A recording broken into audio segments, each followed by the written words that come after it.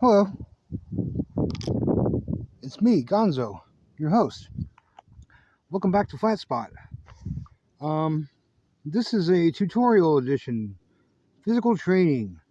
We're going to talk about some tips and techniques that I have learned that will help you get prepared for the trail, help you get uphill in particular. Sorry for this awkward angle, but I need to put the camera here so I can step back some and demonstrate some of the techniques I'm talking about. This is day 127. Um, the summit for Coal Mountain is just over there, sort of between hills right now. Um, I thought I'm kind of looking for excuses to hang out at this beautiful location, so I thought I'd go ahead and do a quick record here with you guys. Um, there's been a lot of foot traffic today. I've seen 10 people already today. There was yesterday I saw one, the day before I saw zero, and I'm up to 10 already today. Okay, so some of the things that I find helpful. Um,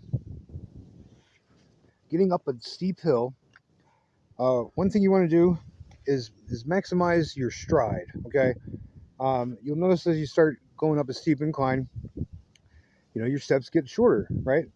Naturally, but you don't want to waste any you don't want to waste anything out here on the trail. Okay, and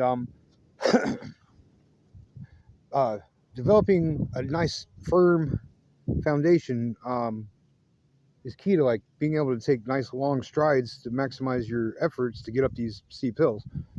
And there, there's not a ton.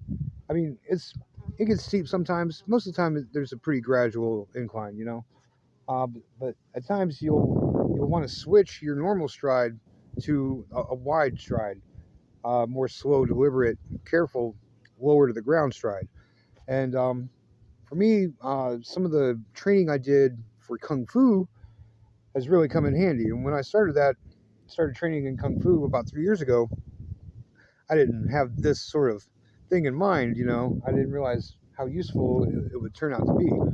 Um, so the exercise I'm going to show you is a standard kung fu thing, but it'll be really valuable to you both in like developing a firm foundation in terms of like keeping your legs beneath you as you go up a big hill, but also helping to develop your core, which is something that will help you in terms of recovering from slips and stumbles. Because no matter how conscientious you are of the trail in front of you, you're going to stumble. You're going to kick a rock, you're going to kick a root, you're going to step on loose rocks, you're going to stumble, you're going to slip, your feet are going to slide out from under you. But if you've developed your core and your legs through these exercises, you can recover from it. At least for me, I've been fortunate enough so far not to have any terrible spills as a result of um, skidding on loose rocks or stumbling on a rock or root or whatever.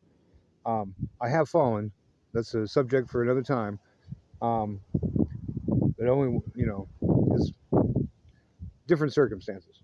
So before I do the physical demonstration, I also want to point out a little tip I learned in terms of getting up a hill when you find yourself winded and running out of breath. Uh, Take a break if you can no longer just breathe through your nose. You want to do your best to try to breathe through your nose. If you breathe through your mouth, you're going to lose greater amounts of water vapor, um, which is important because dehydration is a serious issue, especially this year, 2026 on the trail. There's been a drought all year. Currently, where I'm at in Virginia, um, they're 8 inches below normal rainfall, so water can become an issue. So if you breathe through your nose, if you find that you're so winded you can no longer breathe through your nose, that's a good indication you should take a break. Um, and take breaks, take frequent breaks. Stop and look around because there's probably going to be something photo worthy, and even if it's not, it's going to be beautiful. And so don't punish yourself making it up these hills. Um, Remember to breathe through your nose. Um, um, when you do drink water, you don't necessarily want to chug it, or take big gulps, but if you take a mouthful and just kind of hold it in your mouth, it'll absorb into your mouth a little bit, and then you won't feel quite as thirsty quite as soon. You can conserve your water a little more that way. Kind of trick your brain into thinking or you at least eliminate dry mouth, you know. But and of course I don't do that all the time. It's impossible all the time. But early on, you know, it's summertime now. It's July 30th today. Um, Early on, chapped lips were a real issue, you know, and it's just a hassle to deal with. So, breathing through your nose, that's the number one tip for this entry. So, I'm going to demonstrate what is called the Mabu in Kung Fu. That means horse stance. You might be familiar. I'm on a slight incline here, but once again, may you always find your flat spot. That's part of the name of the game. Um, So in a good Mabu, your feet will be just a little bit wider than your shoulders, and you're gonna bend at the knee. You're gonna try to make right angles out of your thighs and everything. You should like a perfect Mabu. You'll be able to balance bowls of water, you know, on your feet, on your knees, and on your forearms and on your head even. Jackie Chan does it anyway.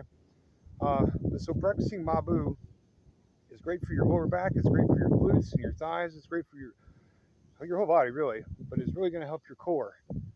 Um, uh, and just holding this, you know, already I'm running out of steam. You know, it's tough. So just doing that alone is going to help you out. Um, but in terms of climbing, one of the common exercises in Kung Fu for beginners, especially, is to go from Mabu to what's called Gung Bu, or the bow stance. Okay, and this is good. You're going to have a right angle on your front leg, your back leg fully extended, similar to how it would look to draw a bow back. Okay, your back leg will be straight. Your foot's going to be flat on the ground, and you want a nice wide, firm stance. Okay.